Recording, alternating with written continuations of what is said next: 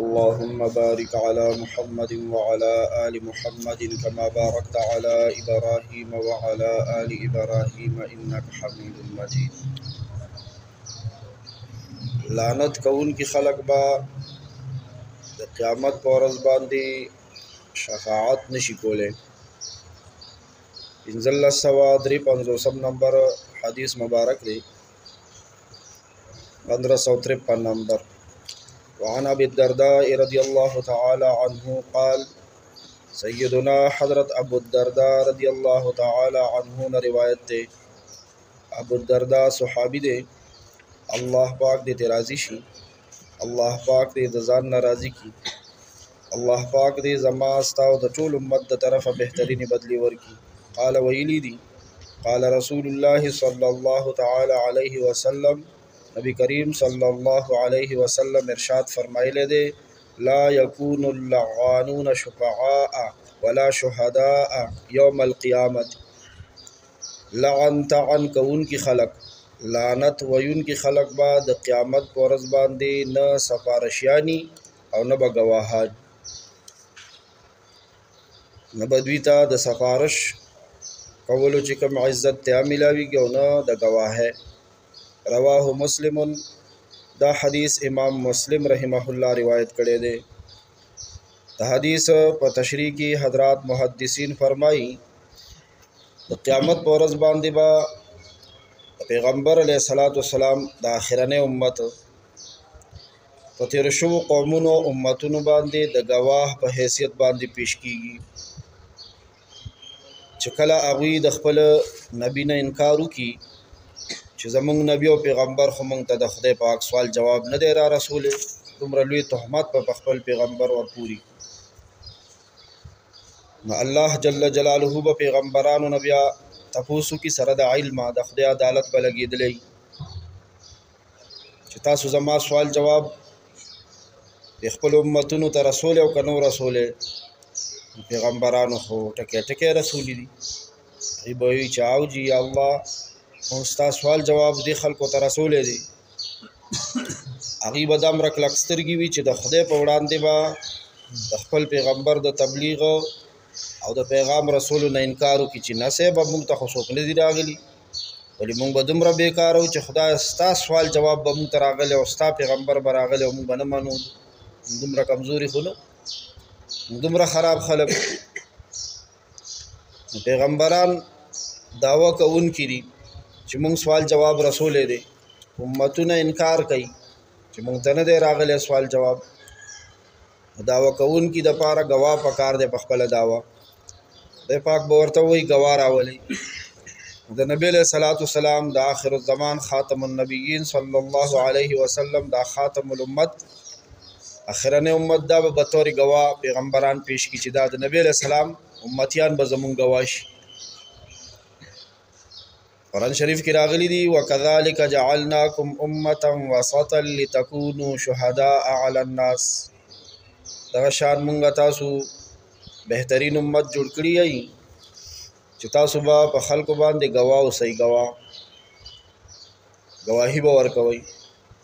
د نبی علیہ الصلوۃ والسلام د امت نه با گواهان الله پاک راولي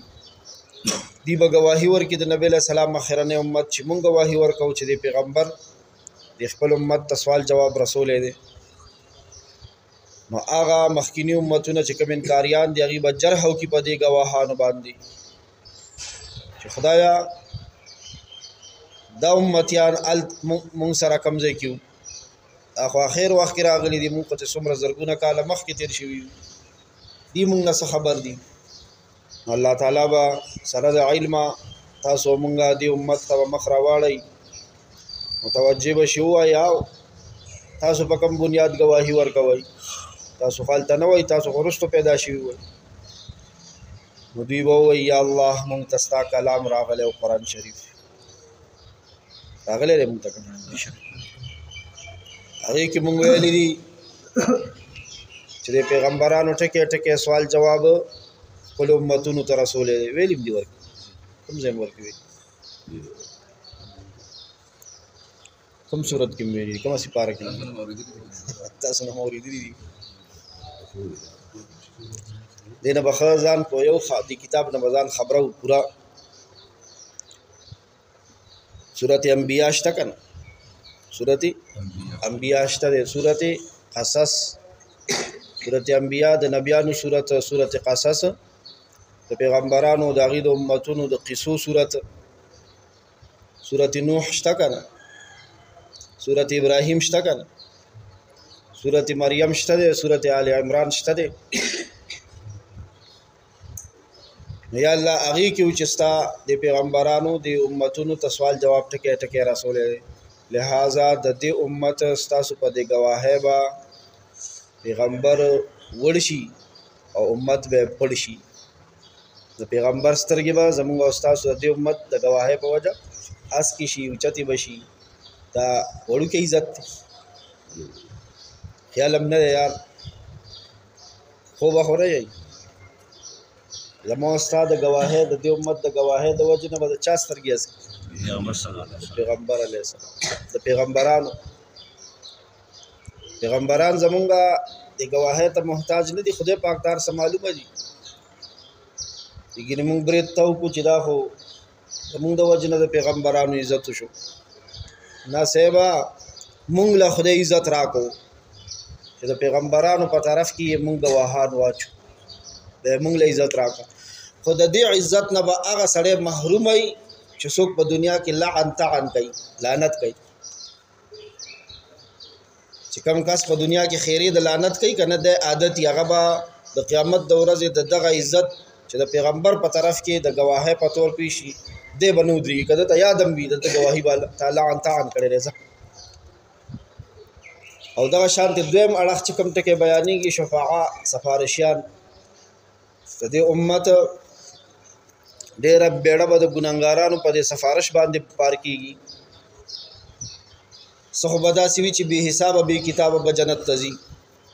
سبد نبی علیہ السلام په شفاعت باندې زی سبد